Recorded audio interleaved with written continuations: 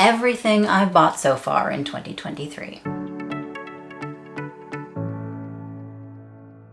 Hello, welcome back to Classics with a Quirk, where we talk about contemporary and luxury designer items and brands with a touch of silliness. If this is the kind of content you find interesting, please do like this video and subscribe for more of it. Thank you. In one of my most recent videos, I had a little bit of a discussion with you about luxury, minimalism, mindful buying, and minimalism in general. And most of my points centered around mindful consumption specifically, buying intentionally and buying with purpose so that everything that you took into your life, regardless of what it was, and also regardless of how expensive it might be, that each thing you took in was something that positively influenced or enhanced your life in some way. And so today I thought that I'd put my money where my mouth is and tell you every single thing that I bought so far this year in 2023.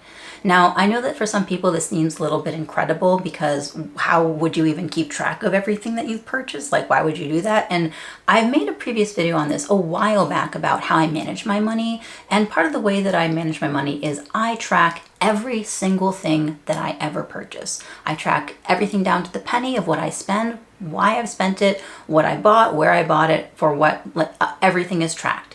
And so it's pretty easy for me to go back throughout the year and see what I've purchased and what I've taken into my life. I will also say that it is a little bit easier for me than maybe most because not only do I track everything, I don't buy very much. And you might be surprised by this fact. This is a luxury channel. I do luxury unboxings on fair regularity. However, I don't buy a lot of things. And as I said, most of what I buy is very intentional. And so today I'm going to show you every single thing that I've bought this year. I'm going to break it down thing by thing, month by month.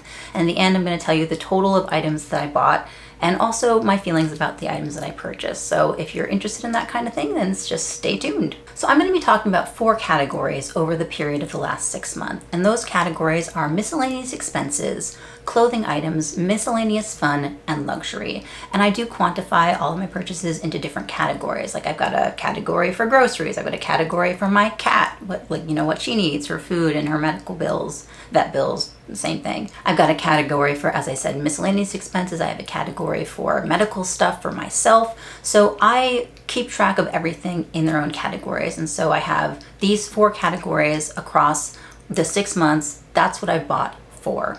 I'm not going to quantify food because I don't consider food like an actual thing that I'm taking into my life. Food is a consumable, but everything else that I've purchased this year falls into one of those 4 categories. So we're going to start in January because that's how months work. And the first thing I bought in January were actually this is my Fitbit Versa 3. I've had a Fitbit. I've used Fitbits and fitness trackers for a number of years, since I think 2015, 2016. And I've been using Fitbit pretty regularly for a while. I had a Fitbit Versa 3 and it broke at the beginning of January, so I wanted to replace it. So I bought a new one of that. I bought a Fitbit Versa 3. I also bought a Mattress Topper. I have a very hard time sleeping and I often deal with chronic pain. And I just gotten a new mattress actually fairly recently and I was noticing that I was experiencing more pain. And so I thought that maybe a mattress topper would help. And I think that it has helped a little bit. So I got a mattress topper in January. I didn't buy any clothing and I didn't buy any fun expenses besides luxury, but I did purchase one luxury item in January. I purchased my Louis Vuitton mini soft trunk in the foliage pattern. I do have a video of me unboxing it, which I will link for you. I was utterly delighted. I still am delighted. I think it was a great purchase. I really love it. I'm very happy. And so I purchased 3 items in January, 2 of which were on the pricier side for what they were. I mean, the Fitbit was, I believe, $160 I paid for it, and the mattress topper was $260, and then obviously the mini soft trunk was a luxury purchase, so that was also a very spendy purchase and more expensive than the Fitbit and the mattress topper. So 3 purchases in January, 2 miscellaneous expenses, and 1 luxury purchase. In February, I spent nothing in miscellaneous expenses, but I did buy 3 clothing items. I bought 2 pairs of leggings and 1 leather jacket, and all these items were secondhand. The 2 leggings were from thrift stores, and I bought the leather jacket on Poshmark. And I also had a miscellaneous fun purchase. I bought a pot for my plant, Steve. Steve is a snake plant that I've had for 10 years. I bought him in 2013 and he continually grows bigger and I'm very happy. He's quite healthy. He keeps giving me more Steves. I currently have original Steve, light Steve, dark Steve, and baby Steve. I'm very proud of my Steve little family. So I had to buy a new planter for him. And I didn't purchase any luxury in February. So I purchased 4 things in February, 3 clothing items and 1 miscellaneous fun purchase. March, I purchased a new pair of gloves, which I consider a miscellaneous expense, not a clothing item, because they were kind of necessary for my surviving the winter. And I also purchased a pair of magnets off of Amazon to hang a scarf of mine. So I had 2 miscellaneous expense purchases in March.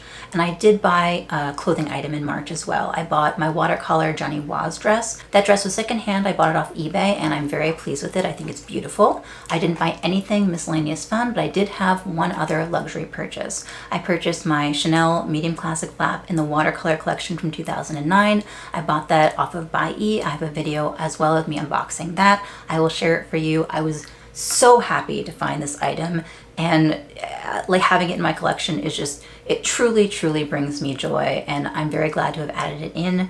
That was my spendiest purchase in March, and also my spendiest purchase for the year so far in the last 6 months. And so I purchased 4 items in March. I purchased 2 miscellaneous things, 1 clothing item, and 1 luxury item. In April, I made 2 purchases. I purchased a packet of Styluses from Amazon. I've been finding that using my phone and just like poking at it was really hurting my fingers, and so I got a packet of Styluses. It was a packet of 6. I'm pounding it as 1 item, taking in though as a whole, because it's just like use a stylus, replace it if I lose it, use a stylus, replace it if I lose it. And I don't consider that like a big thing. I guess if you want to count that I purchased 6 pieces you can, I'm considering it 1 buy. So I purchased a packet of these and they have been so helpful. I'm very happy to have decided to make that change. So I purchased 1 miscellaneous expense. I bought no clothing, but I did buy something miscellaneous fun. I purchased, technically it's a digital item, but I purchased a learning app for my phone. I'm going to be going to Japan in October. I've been studying the language for a number of years, but I wanted to get a little bit extra help with reading with the katakana, the hiragana, and the kanji. So I got a Japanese learning app, and I've been enjoying that very much. And I guess I could count the Japanese learning app as like a miscellaneous expense too, but I didn't need to buy it. It was just a fun thing to purchase, and that's kind of how I quantified it. So 2 things in April. May was my biggest month in terms of intake. It was my birthday month, and I did splurge a little bit, and I purchased 8 items in the month of May. I didn't purchase anything in miscellaneous expenses, and I didn't purchase any luxury, but I did purchase 2 books and 6 clothing items. Both books were anthology art books supporting artists and writers that I really like, so I purchased those. I'm waiting to get them actually. One was a pre-order, so I haven't actually gotten it yet, but I did purchase it and I consider it like an item that I've added into my life, so I'm counting that. I purchased a pair of white sneakers, a pair of brown Coach sandals, a pair of rainbow Coach sneakers, Vince Camuto boots, a pair of leggings, and a Johnny Was swimsuit in this phoenix print that I think is absolutely gorgeous. Unfortunately, the swimsuit was a bit of a fail, a bit of a regret, and it doesn't fit me properly. So I'm going to have to pass that along somehow. I can't return it because I did buy it secondhand. In fact, all 6 of those clothing items were bought secondhand. I bought the Johnny Was swimsuit on Poshmark, the leggings I bought at a thrift store, and the shoes I all bought on shopgoodwill.com. Thanks, Caleb, for introducing me to that website. It's a little bit dangerous. I haven't really gone onto the website since May. I think I've sort of scratched that itch, so I don't have to worry about it anymore. But I did buy 4 pairs of shoes, a swimsuit, and then a pair of leggings. I did, by the way, say that May was a splurge, but I consider it a splurge not necessarily in terms of what I spent, but more as a splurge of what I took into my life. As I said, I purchased a Chanel bag in March, and that was way more expensive than May. I think, yeah, I spent a total of $257 in May for those 8 items, for those 6 pieces of clothing and the art book. And I think that's very reasonable. I was very happy with all of my purchases, except for the Johnny Was swimsuit. A bit of a fail, a bit of a regret, but I can't do anything about it now, so no points crying over an ill-fitting swimsuit. And finally, in June, I had 1 miscellaneous expense. I bought an air purifier, which I just wanted to get. I thought that it was relevant, and I'm very happy with the one that I purchased. I'll link it down below if you're interested. I got it on Amazon for a really good price. It was on sale.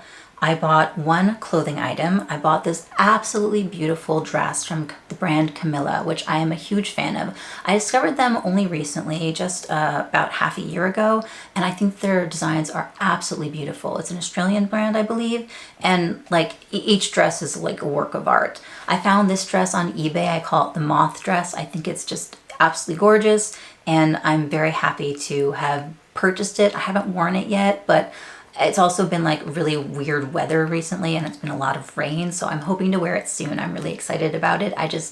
It's so beautiful and it makes me so happy. So I'm really happy to have added that in. And I think I said I bought that on eBay. And then I bought one miscellaneous fun thing. I bought myself a book.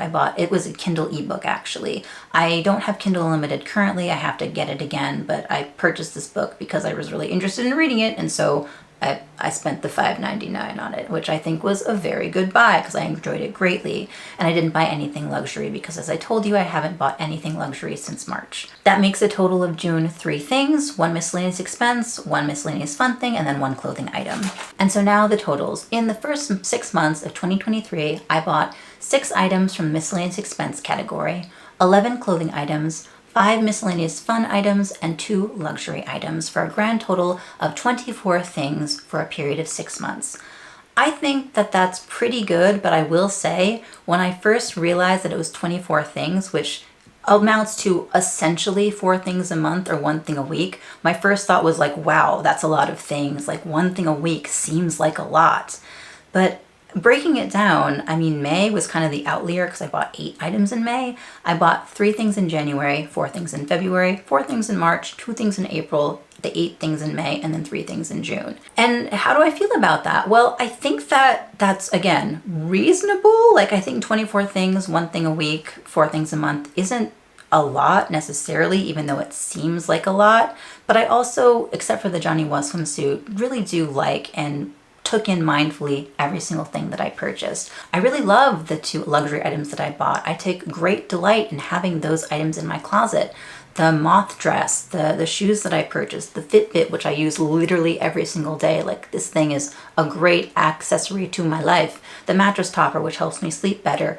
All of these items were purchased mindfully and had kind of a purpose in being purchased by me. The air purifier, of course. Like, all these things were things that I needed or wanted to take into my life that enhanced my life in some way. I also want to point out, I just think this is a fun little note, of the 11 clothing items that I did purchase, all of them were pre-loved. I didn't buy a single new piece of clothing this entire year so far. Everything was either bought at a thrift store or off of eBay or off of Poshmark. And so even though I purchased kind of a lot of clothing so far this year, all of it was clothing that already existed in the world that I was giving new life to. Both of my luxury items were both pre-loved as well. So I wasn't buying new things that had to be created for me to consume. They were all things that already existed in the world that I was just like, being able to take into my life so they could live longer with me. I kind of wonder actually if you would consider what I'm doing right now a low buy. It's not an intentional low buy. I'm not sitting down and making rules and deciding that I'm going to be buying less. This is sort of just how I live my life.